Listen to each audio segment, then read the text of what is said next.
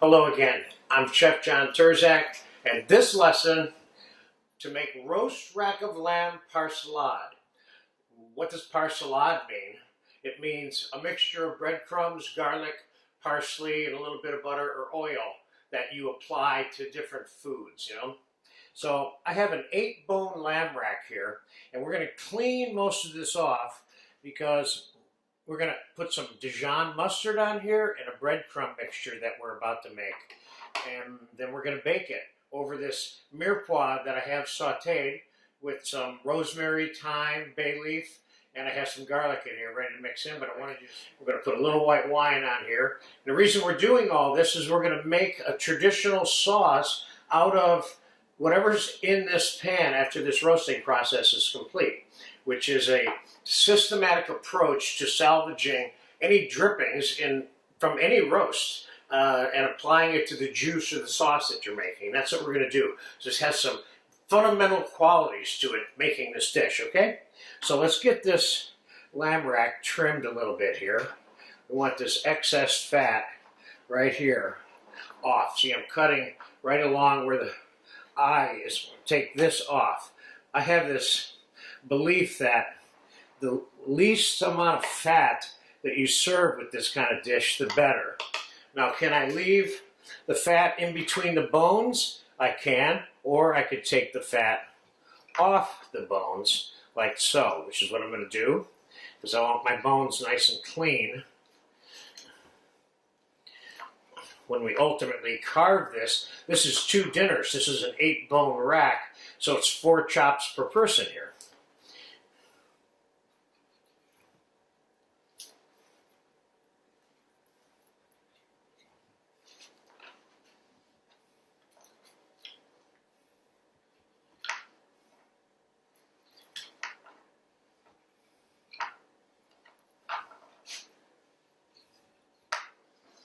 Okay.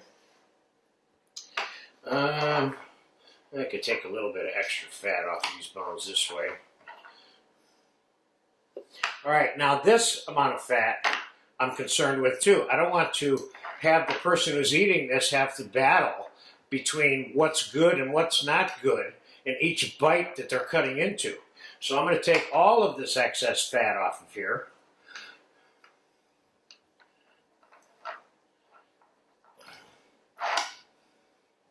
And I'd say I've got just about enough off right now.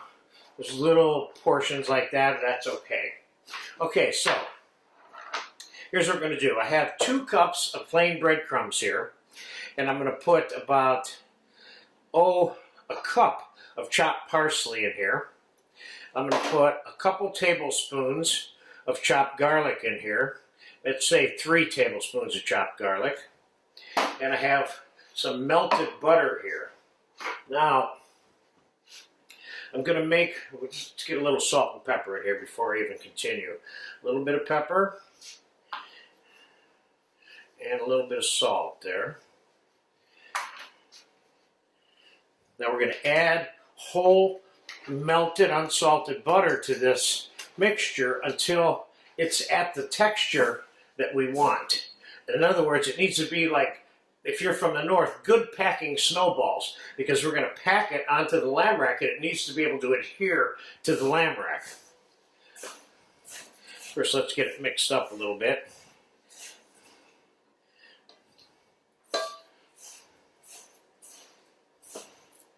See, it's starting to get a little pasty. That's exactly what I want.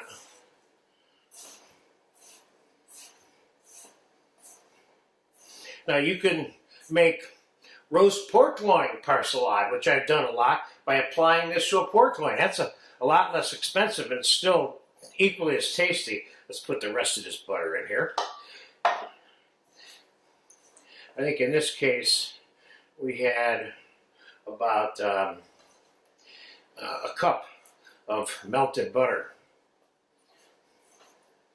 Okay, that works for me. You see how that texture is here? Let's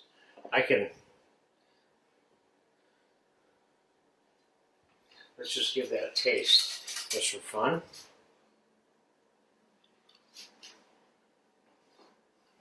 This is good.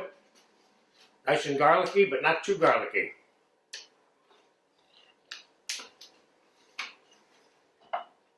Okay, let's take this mixture that we have here and add a little bit of white wine to this pan.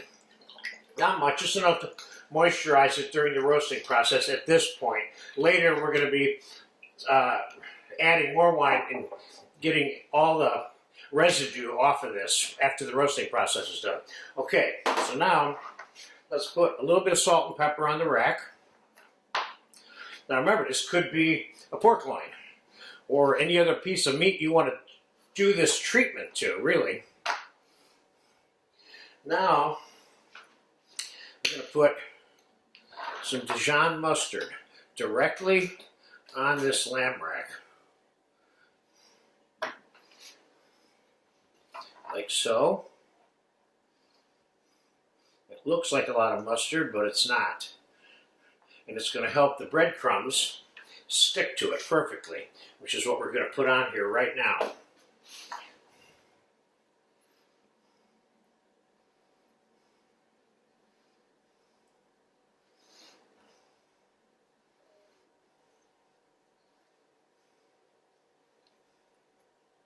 This Persillade mixture, by the way, you can keep it in your fridge and kind of use it for over a period of a couple of months if you want, and just temper it in the defrost cycle to get it back to the good packing state that this is now. And I think we have enough on there. You don't want to overload it, because in the final analysis, when we're slicing the lamb rack, when it's all done, if this is overpacked with the Persillade mixture, then it's going to have a tendency to fall off more when you're slicing it. So we're going to put this in a 175 to 225 degree oven. We want to cook this extremely slow so that the eye of the lamb rack is all one medium rare temperature when we're done. So let's get this in the oven. This is going to take probably a solid hour, if not more, at that temperature. Now, I could cook it at 300, but I would call that cooking it in a faster way than I need to. The slower you can cook this, if you think about it in terms of a miniature prime rib or something like that, the better off you're going to be. So we'll be back in about 45 minutes to check on it. Okay, that rack of lamb's been in there at 200 degrees for 2 hours. We're taking it out right now. I've been pushing it with my fingers and saying, okay, this is done. That's how I've been testing it. So let's pick this rack up, set it on this plate.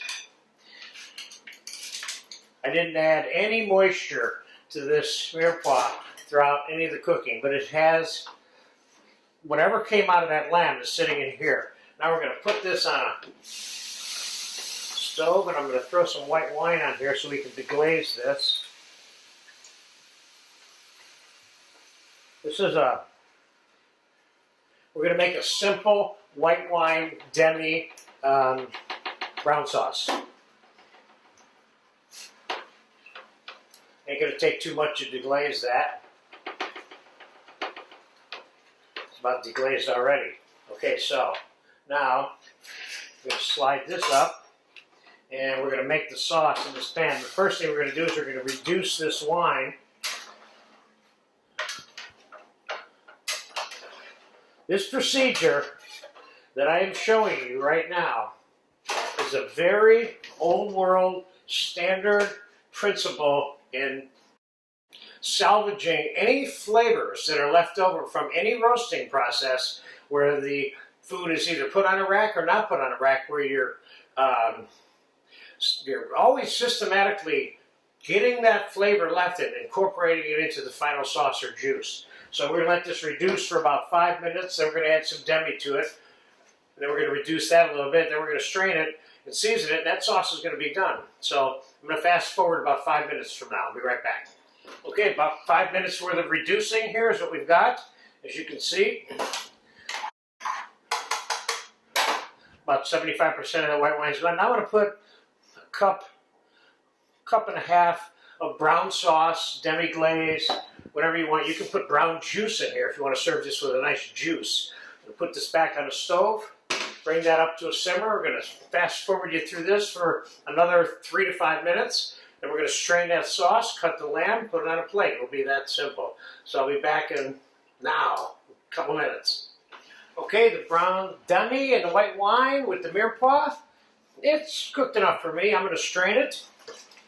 This lamb is still hot, so the connection between making this sauce out of the residual from the roasting pan in terms of the amount of time is it's consistent with serving the lamb and having it still being hot without having to reheat it or anything. Now this is a little juicy, and I'm okay with that. Doesn't have to be sauce consistency. This is kind of like a cross between juice and sauce. Let's give it a taste.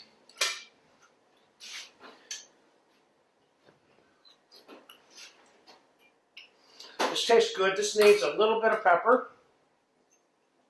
It needs a little bit of salt. And in this case, I think this needs a small pinch of sugar also. Just that rosemary sometimes has that. I'm not making this sauce sweet, by the way. Sometimes that rosemary is has a strong bite to it, and that's a way of kind of mellowing that out. Taste that.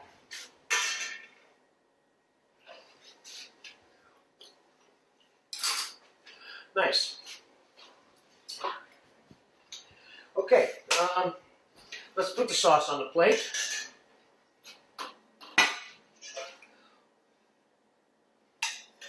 I have enough exactly here for a couple of orders. I have enough for one more order here. We're going to put one on the plate here. So let's cut the lamb and see how it looks.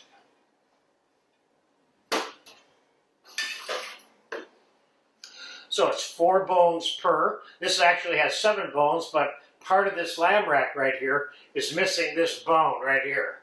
So I'm going to cut this in half carefully because I want to keep the breadcrumbs on the lamb rack.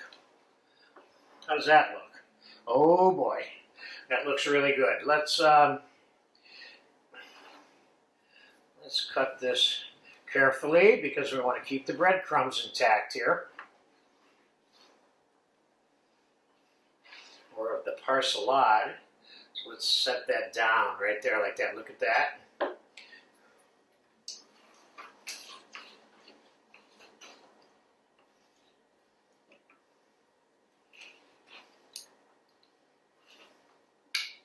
Probably should be using my French knife for this, but I like this roast knife a lot. Here, where's my French knife at? Running into a little piece of bone there. There you go.